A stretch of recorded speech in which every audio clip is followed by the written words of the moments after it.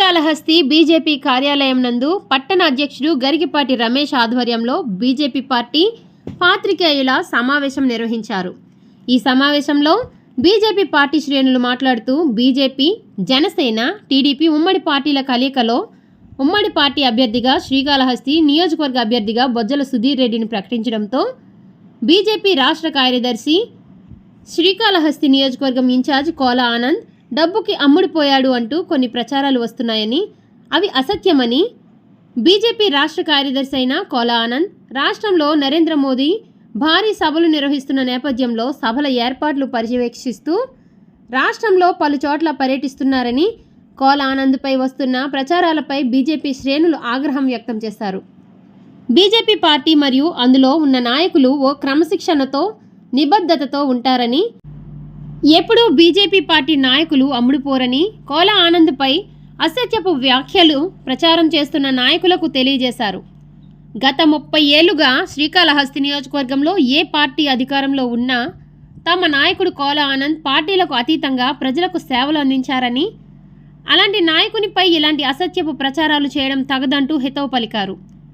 ఉమ్మడి పార్టీల పొత్తుల్లో ఉన్న ఇప్పటికీ బీజేపీ పార్టీ ఆంధ్రప్రదేశ్లో ఎమ్మెల్యేల అభ్యర్థుల జాబితాను ప్రకటించలేదని, బీజేపీ, జనసేన పార్టీ అధినేతలు లేకుండా ఆంధ్రప్రదేశ్లో ఎమ్మెల్యే అభ్యర్థులు ఏ విధంగా ప్రకటిస్తారంటూ తెలుగుదేశం పార్టీ అధినేత చంద్రబాబు నాయుడిని ప్రశ్నించారు. బీజేపీ కేంద్ర స్థాయిలో ఇప్పటికీ శ్రీకాళహస్తి నియోజకవర్గం ఎమ్మెల్యే అభ్యర్థిగా కోల ఆనంద్ పేరు పరిగణనలో ఉందని, మరో 2 రోజుల్లో బీజేపీ పార్టీ ఆంధ్రప్రదేశ్లో ఎమ్మెల్యే అభ్యర్థుల పేర్లు ఖరారు చేస్తారని, అందులో శ్రీకాళహస్తి నియోజకవర్గం ఎమ్మెల్యే అభ్యర్థిగా కోల ఆనంద్ పేరు ఉంటుందని తెలియజేశారు. మేళాగారం సుబ్రహ్మణ్యం, కనపర్తి ప్రసాద్ రాష్ట్ర కార్యవర్గ సభ్యులు ఈ కార్యక్రమంలో పాల్గొన్నారు.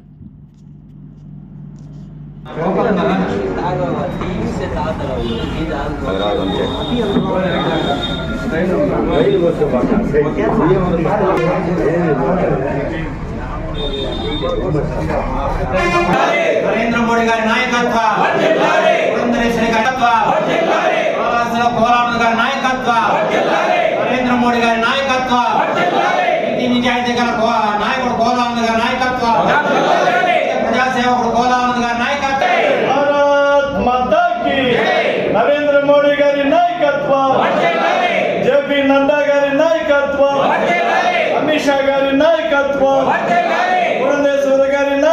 10 అసెంబ్లీ సీట్లు కావచ్చు, 6 పార్లమెంట్ సీట్లు కావచ్చు, ఇంతవరకు ప్రకటన చేయలేదు. మా కేంద్ర కమిటీ కానీ రాష్ట్ర కమిటీ నాయకులు కానీ ఇంతవరకు ఎలాంటి ప్రకటన చేయలేదు. కానీ మీరు చూసే ఉంటారు పత్రికల్లో, మీడియాలో కూడా ఒక పార్టీ, తెలుగుదేశం పార్టీ వాళ్ళు ప్రకటించడం జరిగింది. శ్రీకాళహస్తిని కూడా వాళ్ళ కోటాలో ప్రకటించడం జరిగింది. అయినా కానీ శ్రీకాళహస్తిని భారతీయ జనతా పార్టీ కోటాలో ఉందని మీకు తెలియజేస్తున్నాను. మా అధినాయకత్వము, అదేవిధంగా రాష్ట్ర నాయకత్వము శ్రీకాళహస్తి అసెంబ్లీ సీటుని భారతీయ జనతా పార్టీకి కేటాయించడం జరిగింది. అది తొందరలో కూడా అనౌన్స్మెంట్ జరుగుతుంది. ఎమ్మెల్యే అభ్యర్థిగా పోటీ చేయడం ఖాయమనేది మీకు సభాముఖంగా మేము తెలియజేస్తున్నాం. ఓటర్ని మోసం చేస్తున్నారు. నేను ప్రచారంలో ఊరికెళ్తే మీ నాయకుడు అమ్ముడు పోయినాడు అని అంటారు. ఎందుకంటారండి? ఏం మా నాయకుడు అంత ఇదిగా ఉన్నాడా? ఎవరు చేయలేని, ఏ పార్టీలో చేయలేని, ఏ నాయకుడు చేయలేనిది మా నాయకుడు చేస్తున్నాడు. మా నాయకుడు ప్రజల కోసం ఉన్నాడు. ప్రజలకి అనేక దాన ధర్మాలు చేసి ఆరోగ్యంలో కానీ, అదేవిధంగా గుళ్ళు గోపురాలు కట్టుకునే దానికి కానీ, ప్రజలకి ఏం అవసరమో వాళ్ళ అవసరాలు తీర్చడానికి 24 గంటల నియోజకవర్గ నాయకుడు ఎవరంటే కోలానంద్ గారని తెలియజేస్తున్నారు. అదే మిగతా నాయకులు చూసుకుంటే ఎలక్షన్ కోసమో, పదవుల కోసమో, దోసుకునే దాని కోసమో వస్తున్నారే కానీ ఇంకా వేరే ఉద్దేశం కాదని నేను తెలియజేస్తున్నాను. ప్రజలను మోసం చేసి అధికారాన్ని సంపాదించుకోవడానికి ఈరోజు ఒక నీతైన, నిఖరమైన ఒక వైట్ పేపర్ లాంటి కోలానందని డిగ్రేడ్ చేయడానికి మీరు మోసపూరితంగా వ్యవహరిస్తూ ప్రజల్ని మోసం చేస్తూ ఒక మంచి వ్యక్తిని ఇలా చేయడం సబబు కాదని నేను సభాముఖంగా పత్రిక విలేకరులకు తెలియజేస్తున్నాను. మాకు పార్టీ టికెట్ మాకు శ్రీకాళహస్తికి వస్తుంది. మేమందరం కూడా కోలానంద్ గారిని గెలిపించుకోవడానికి ఈ నియోజకవర్గంలోని ప్రతి కార్యకర్త పనిచేస్తారని నేను తెలియజేస్తానని చెప్పేసి సందర్భంగా తెలియజేసుకుంటూ ఉన్నాను. భారతీయ జనతా పార్టీ రాష్ట్ర కార్మిక సమావేశంలో కూడా నేను మాట్లాడేటప్పుడు ఈ రాష్ట్రంలో ప్రతి కార్యకర్త కూడా ఇంకా ఫ్యాక్సిజం నక్సలిజం చెప్తుంటే మీ పార్టీ మా పుత్రుడు జనసేన కార్యాలయం ముందు పోయి టపాస కాల్చడం ఇది సమంజసమని అడుగుతున్నాను నేను. ప్రజాస్వామ్యంలో ఒక పార్టీ కార్యాలయం అంటే ఒక దేవాలయంతో సమానం. అలాంటి దేవాలయంలో పోయి టపాస కాల్చడం ఎవరి మీద మీరు విజయం సాధించారు? కోలాంధ్ర మీద విజయం సాధించారా? భారతీయ జనతా పార్టీ మీద మీరు విజయం సాధించారా? ఎవరి మీద విజయం సాధిస్తే మీరు టపాస కాల్చారు? దీన్ని తెలుగుదేశం పార్టీ సమాధానం చెప్పాలని చెప్పేసి ఈ సందర్భంగా తెలుసుకుంటున్నాను నేను. పొత్తు ధర్మాన్ని పాటించాలి తెలుగుదేశం పార్టీ.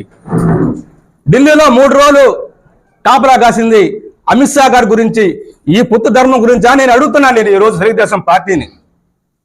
అమిత్ షా గారు బీహార్కి జార్ఖండ్కి ఎలక్షన్ కమిటీ మీటింగ్ ఉన్నప్పటికి కూడా చంద్రబాబు నాయుడు పవన్ కళ్యాణ్ గారు 3 రోజులు ఢిల్లీలో కాపలా కాసి మా ఇంటర్వ్యూ కోసం బీజేపీ యొక్క అవసరం కోసం నిన్న దాకా మీకు ఆర్టీసీ బస్సులు ఎవరా? మీకు నిన్న దాకా మీకు రాష్ట్రంలో తిరిగేటటువంటి హెలికాప్టర్ కూడా పర్మిషన్ లేదు.